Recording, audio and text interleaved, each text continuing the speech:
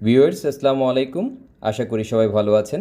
গত কয়েক সপ্তাহ ধরে আমরা ধারাবাহিকভাবে একটি বিষয় পর্যবেক্ষণ করে আসছি, আর সেটা হচ্ছে বাজারে লিকুইডিটি ফ্লো ধীরে ধীরে বৃদ্ধি পাচ্ছে। আমরা দেখেছি ব্রড সেক্টর পার্টিসিপেশন গড়ে উঠেছে এবং ডিএসিএক্সও ধাপে ধাপে একটি রিকভারি স্ট্রাকচার তৈরি করছে। তবে আজকের ট্রেডিং সেশনে ইন্ডেক্স কিছুটা চাপের মুখে পড়েছে আমরা দেখেছি। তো এখন প্রশ্ন হচ্ছে, এটা কি নতুন কোনো দুর্বলতার ইঙ্গিত, নাকি একটি ট্রেন্ডের ভেতরে স্বাভাবিক কারেকশন?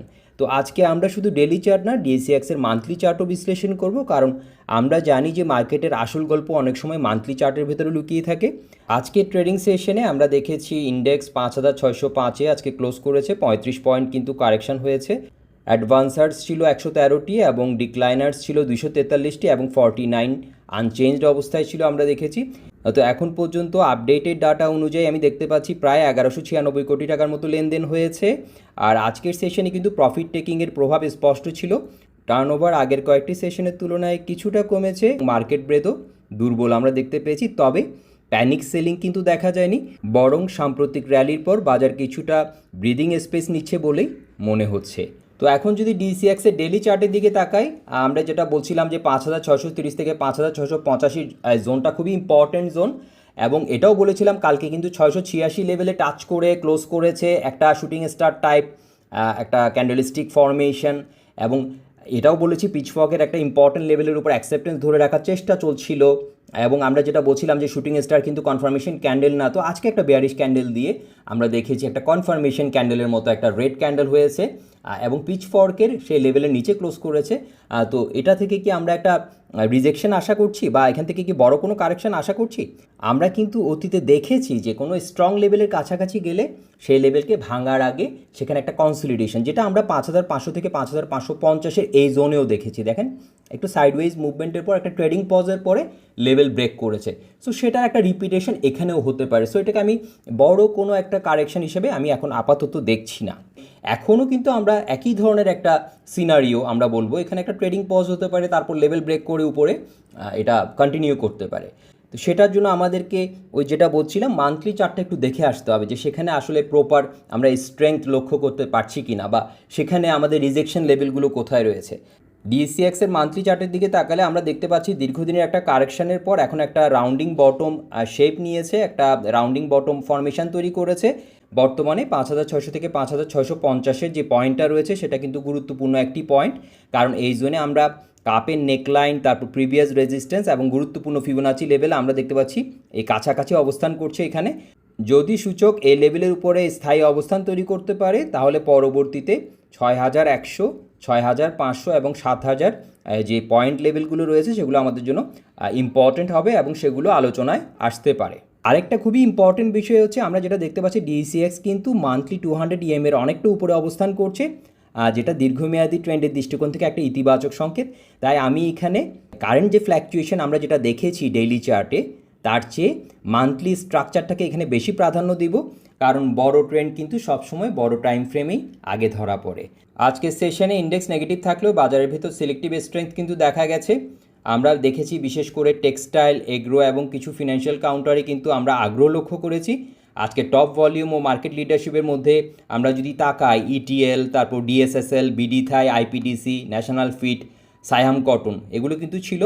অন্যদিকে ব্যাংকিং সেক্টরে কিছু হ্যাভিওয়েট এবং কয়েকটি লার্জ ক্যাপ কাউন্টার চাপের মধ্যে ছিল, যার প্রভাব ইন্ডেক্সের উপর পড়েছে। তবে সেক্টর রোটেশন এখনও পুরোপুরি থেমে যায়নি, এটাই আপাতত বাজারের জন্য ইতিবাচক একটি দিক হিসেবে আমি দেখছি।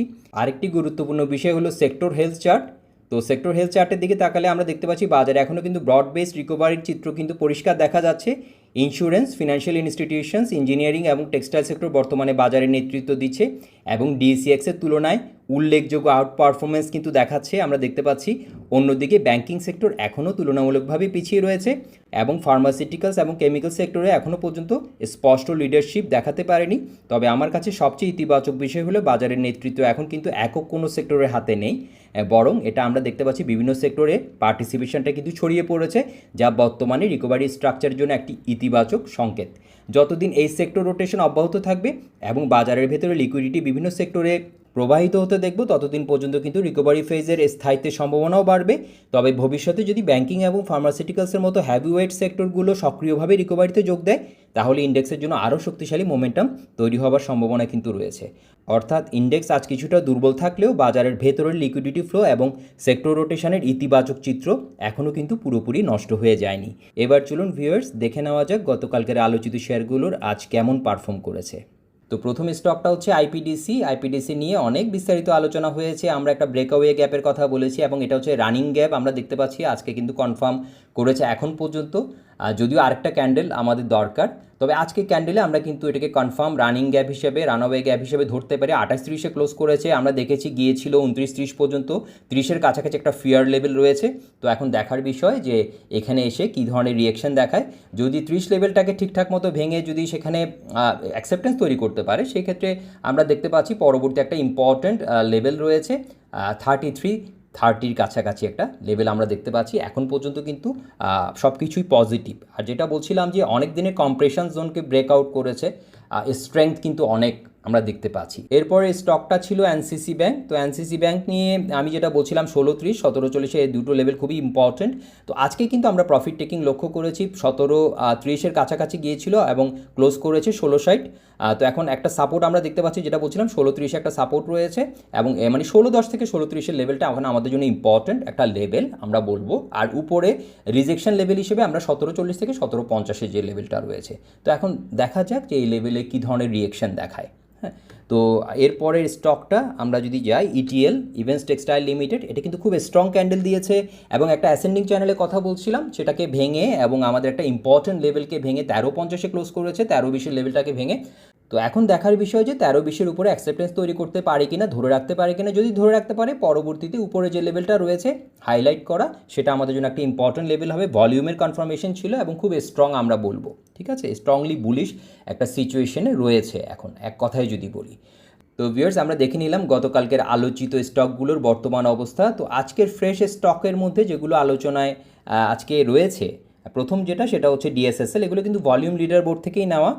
তো আমরা দেখতে পাচ্ছি একটা দীর্ঘমেয়াদী একটা অ্যাসেন্ডিং চ্যানেলের মধ্যে রয়েছে, চ্যানেলের অনেকটা আপার ব্যান্ডের কাছাকাছি। এখানে একটা আমরা ফিব এক্সটেনশনের রিজেকশনও দেখতে পাচ্ছি 11.20 থেকে 11.30-এর লেভেলটা, সেখানেই ক্লোজ করেছে। খুব strongly bullish candle, মারুবুজু type candle আমরা দেখতে পাচ্ছি। ভলিউমের কনফার্মেশন রয়েছে, স্ট্রংলি বুলিশ সিচুয়েশনে রয়েছে। তবে যেটা বলছিলাম 11.20 থেকে 11.30-এর লেভেলটা ভেঙে এখানে অ্যাকসেপ্টেন্স যদি তৈরি করতে পারি, তাহলে উপরে যে হাইলাইট করা যে লেভেলটা রয়েছে আমরা দেখতে পাচ্ছি 13.30-এর কাছাকাছি, সেটা আমাদের জন্য একটা ইম্পর্টেন্ট লেভেল হবে।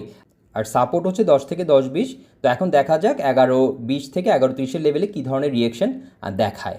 এরপরের স্টকটা হচ্ছে ন্যাশনাল ফিড মিল। এটাতে আমরা কিন্তু দেখতে পাচ্ছি 18.40-এর লেভেলটা ইম্পর্টেন্ট ছিল এবং 18.40-কে ভেঙে এবং গ্যানফেনের একটা ইম্পর্টেন্ট লেভেল ভেঙে 19-এ ক্লোজ করেছে। সিরিজ অফ হায়ার হাইজ এবং হায়ার লোস কিন্তু স্ট্রাকচার আমরা কিন্তু লক্ষ্য করছি, তাহলে স্ট্রংলি বুলিশ। তো আজকে লাস্ট আলোচিত স্টকটি হচ্ছে সায়াম কটন। সায়াম কটনও কিন্তু ভলিউম লিডার বোর্ডে ছিল এবং আমরা এখানে একটা ডাব্লিউ বটম ফরমেশনের মতো দেখতে পাচ্ছি। দেখেন, সেই অনুযায়ী যদি আমরা একটা টার্গেটের কথা চিন্তা করি যে এখান থেকে আসলে ডাবল বটম অনুযায়ী যদি নেকলাইনের উপরে অ্যাকসেপ্টেন্স তৈরি করতে পারে, সেই ক্ষেত্রে কিন্তু এখান থেকে আমরা 21.50-এর কাছাকাছি একটা টার্গেট কিন্তু দেখতে পাচ্ছি, 21.50, 21.60-এর কাছাকাছি। তো এখন আমাদের জন্য ইম্পর্টেন্ট নিচের একটা সাপোর্ট হিসাবে যদি আমরা বলি 18.40 থেকে 19.10টা আমাদের জন্য ইম্পর্টেন্ট, আর উপরের একটা লেভেল আমাদের জন্য ইম্পর্টেন্ট হতে পারে যেখান থেকে একটা সম্ভাব্য রিজেকশন পেতে পারে 21.50 থেকে 22.30-এর এই লেভেলে। কী ধরনের রিয়েকশন দেখাচ্ছে সেটা আমাদের সেটার উপরে পরবর্তী হয়তো কতটুকু যেতে পারে সেটা নির্ভর করছে। সো এই দুটো জোনে আমাদেরকে খুব দৃষ্টি রাখতে হবে, সজাগ দৃষ্টি রাখতে হবে। তো এখন কিন্তু আমরা খুব বুলিশ একটা সিচুয়েশন ভলিউম কনফার্মেশনে দেখতে পাচ্ছি। অনেক দিনের একটা অ্যাসেন্ডিং চ্যানেল, সেটা ভেঙেছিল, আবার চ্যানেলের ভেতরে অবস্থান শক্ত করেছে আমরা দেখেছি। এবং আরেকটা ইম্পর্টেন্ট যে বিষয়, EMA 50 এবং EMA 20-র উপরে কিন্তু আজকে ক্লোজ করেছে। তো এটার উপরে ধরে রাখতে পারছি কিনা সেটাও আমাদের দেখার বিষয়। তো এখানে কিন্তু তাহলে আরেকটা লেভেল আমাদের জন্য ইম্পর্টেন্ট হয়ে দাঁড়াচ্ছে, সেটা হচ্ছে যে 19.80। সো 19.80-র উপরে ধরে রাখাটা অবশ্যই দরকার। আমরা যদি RSI-এর দিকে তাকাই, আমাদের মোমেন্টাম দেখার চেষ্টা করি, মোমেন্টাম 55-এ রয়েছে RSI, সেখানেও কিন্তু আমরা ডাবল বটমের একটা ইঙ্গিত দেখতে পাচ্ছি। সো পজিটিভ দেখতে পাচ্ছি সব দিক থেকে। সো এখন দেখার বিষয় যে 1980-র উপর ধরে রাখতে পারছে কিনা, এবং উপরে যে লেভেলটা বললাম যে 2150 এবং 2230 লেভেলে কী ধরনের রিয়াকশান দেখাচ্ছে যদি ওখানে যেতে পারে। আর নিচের সাপোর্ট হিসেবে আমরা 1840 থেকে 1910-এর লেভেলটা এখন একটা ইম্পর্ট্যান্ট লেভেল হিসেবে আমরা সেটাকে নজরদারিতে রাখবো। তো ভিউয়ার্স, আজকে আমরা দেখে নিলাম ভলিউম লিডার বোর্ডে থাকা 3টি স্টক যেগুলো স্ট্রাকচারের কারণে আজকের আলোচনায় ছিল। তো ভিউয়ার্স, আজকের সেশন ইন্ডেক্সের জন্য কিছুটা দুর্বল ছিল, তবে একটা বিষয় কিন্তু খুবই গুরুত্বপূর্ণ, যেটা আমরা বলেছিলাম 5630 থেকে 5685 পয়েন্ট রেজিস্ট্যান্স জোনে পৌঁছানোর পর কিছুটা কিন্তু কনসলিডেশন বা প্রফিট টেকিং অস্বাভাবিক কিছু না। আজকের সেশনে বাজার ঠিক সেই ধরনের আচরণই কিন্তু আমরা দেখেছি। বাজারে ইন্ডেক্স কিছুটা চাপের মুখে পড়েছে ঠিকই, টার্নওভারও কমেছে এবং মার্কেট ব্রেথ দুর্বল ছিল আমরা দেখেছি, তবে এখনও পর্যন্ত রিকভারি স্ট্রাকচার ভেঙে পড়েনি। তাই আপাতত আমি এটাকে ট্রেন্ড রিভার্সাল হিসাবে দেখছি না, বরং চলমান রিকভারি ফেজের ভেতরে একটি স্বাভাবিক কারেকশন হিসাবে দেখছি। বিশেষ করে যখন আমি মান্থলি চার্টের দিকে তাকাচ্ছি, জিনিসটা আরও বেশি সেখান থেকে আমি কনফার্মেশনটা পাচ্ছি যে রাউন্ডিং বটম স্ট্রাকচার দীর্ঘমেয়াদী একটি পিচফর্কের ইম্পর্টেন্ট জোনের উপরে অবস্থান ধরে রেখেছে, এবং যেটা আমরা বলছিলাম যে মান্থলি 200 EM-এর উপরে, অনেকটা উপরে কিন্তু আমরা দেখতে পাচ্ছি, ঠিক আছে, এবং রাউন্ডিং বটমের নেকলাইনের কাছাকাছি অবস্থান করছে। এগুলো নিয়ে ডিটেলসে আমি কথা আজকে বলেছি। তো আমার কাছে এখন সবচেয়ে গুরুত্বপূর্ণ হচ্ছে 5600 থেকে 5650-এর এইখানে কী ধরনের রিয়েকশনটা এখন দেখাচ্ছে, যেটা আমরা বলছিলাম একটা নেক লাইন, ঠিক আছে। এটার উপর যদি অ্যাকসেপ্টেন্স তৈরি করতে পারে তাহলে 6100, 6500 এবং 7000 লেভেলগুলো আমাদের জন্য ইম্পর্টেন্ট লেভেল হতে পারে। তো আগামী কয়েকটি সেশনে শুধুমাত্র ইন্ডেক্স আপ বা ডাউন দেখার চেয়ে বেশি গুরুত্বপূর্ণ হবে মার্কেট কি 5600 এই লেভেলের উপরে অবস্থান ধরে রাখতে পারছে, লিকুইডিটি ফ্লো কি অব্যাহত থাকছে, সেক্টর রোটেশন কি বিস্তৃত হচ্ছে, কারণ এই তিনটি বিষয়ই কিন্তু বর্তমান রিকভারি স্ট্রাকচারের ভবিষ্যৎ নির্ধারণে গুরুত্বপূর্ণ ভূমিকা পালন করবে। তো ভিউয়ার্স, এই অ্যানালাইসিসটি শুধুমাত্র এডুকেশনাল পারপাসে শেয়ার করা হয়েছে, এটি কোনো প্রকার বাই সেল বা ইনভেস্টমেন্ট রেকমেন্ডেশন না। শেয়ার বাজারে বিনিয়োগ ঝুঁকিপূর্ণ আমরা সবাই জানি। বিনিয়োগের আগে অবশ্যই নিজস্ব গবেষণা এবং ঝুঁকি মূল্যায়ন করা অবশ্যই দরকার। তো ভিউয়ার্স, আজকের ভিডিও এই পর্যন্তই। ভিডিওটি ভালো লাগলে এবং ইনফরমেটিভ মনে হলে অবশ্যই লাইক করবেন, শেয়ার করবেন, এবং আপনি কি চিন্তা করছেন সেটা কমেন্ট করে জানাতে পারেন। ধন্যবাদ সবাইকে।